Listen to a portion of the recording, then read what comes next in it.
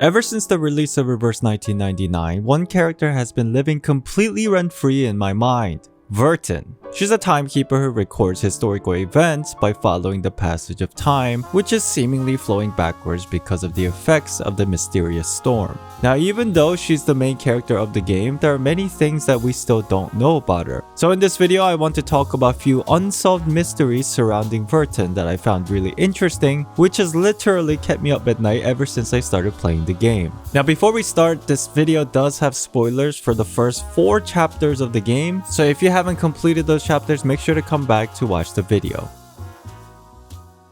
When the first storm came, I seemed to see my mother. So you have a mother? I'm sure we've all heard this line before through trailers and within the story as well. It's quite hilarious actually for some reason, but obviously it goes much deeper than that. For example, Vertin describes that when the storm first arrived on the eve of the new millennium, her memories have since blurred or became fuzzy. She also claims that she wasn't even sure about the identity or the existence of her mother because every time she asked the Foundation, they basically ignored her. But the interesting thing was that during the conversation between Madame Z and Constantine in chapter 3, it's made very clear that Constantine seems to know about Vertin's mother. This Vertin is the one that we know of. She's special. Makes me think of her mother. Which solidifies the idea that Vertin's mother actually existed. But the thing is, the Foundation has always kept the truth about her mom a secret, also going far as to hide the existence of the storm from orphan children by manipulating them through the usage of propaganda, which begs the question, are there deeper links or connections between Vertin's mother, the storm, and the Foundation? In my personal opinion, it's probable because the Foundation has always been extremely suspicious, not to mention Vertin seems to show a strange ability which allows her to resist the effects of the storm, but as to how and why is still unclear and quite mysterious. But to go back to Vertin, why were her memories of 1999 blurred or fuzzy? Well, maybe we can find some answers from the dialogue shared between Vertin and Arcana, the leader of Manus Vindictae. During the time that Vertin was captured by the hands of Manus Vindictae, Arcana asks Vertin a question. The Foundation experiments on the orphans of Arcanists. Is this true? Yes, we are looking for the arcane antibody immune to the storm, and I'm the only successful subject. Now, if we fast forward, when Vertin was under the hallucinations of Arcana, Schneider shoots Vertin, which eventually exposes her back, which causes Arcana to witness something very shocking. Your back is bloody red. Oh, don't you feel the pain? Vertin's back. Such a huge scar on her back. How? Interesting. Interesting lines. The moon.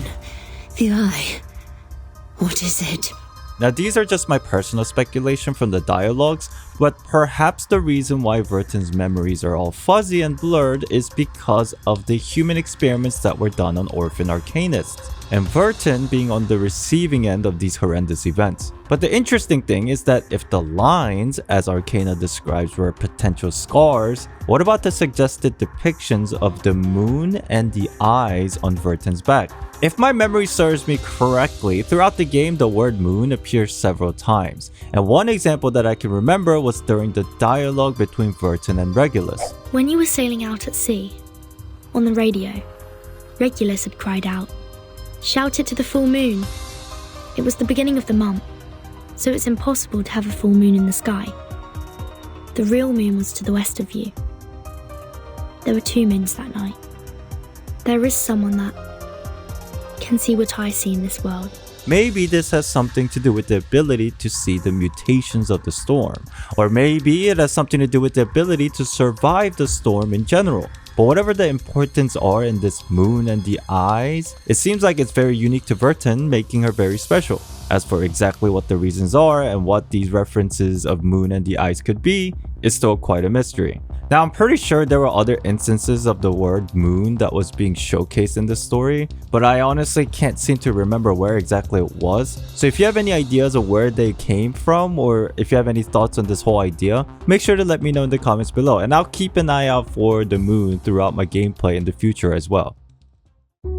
Now moving on to some other interesting mysteries, throughout my playthrough of the first 4 chapters, I noticed that the depiction of doves are constantly showcased in the game's story, which is very interesting when we think about our discussion in my previous video in regards to the symbolism hidden within the Last Supper painting. Vertin being positioned in the seat of Jesus was very suspicious initially. Then, as if to solidify this connection, Vertin's story throughout chapters 3 and 4, where she was in a coma to wake up later, seems to directly mirror the concept of Jesus' crucifixion and resurrection. But what was more interesting is that after a little bit of digging, the doves also seem to have hidden meanings behind the story as well. So to put it simply, the dove is symbolized as the new beginning, possibilities, or creation. And in Christianity, often depicting the events of Jesus' resurrection and even the flood relating to Noah's Ark, which unironically links Vertin to the position of bringing about a new change.